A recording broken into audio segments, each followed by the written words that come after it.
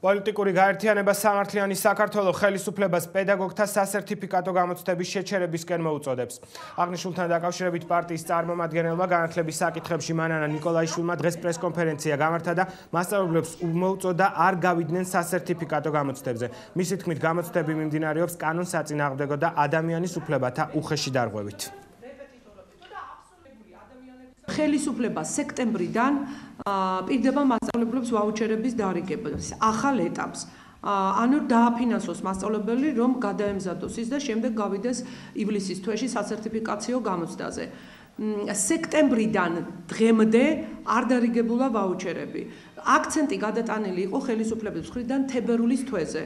თებერვლის თვეში გახდა ცნობილი, რომ ჩვენთვის გახდა ცნობილი, პირადად ჩემთვის და კიდე სხვა ადამიანებისთვის, თუმცა ხელისუფლებას ეს ოფიციალურად არ გამოუცხადებია, რომ ვერ დაარიგებენ ვაუჩერებს.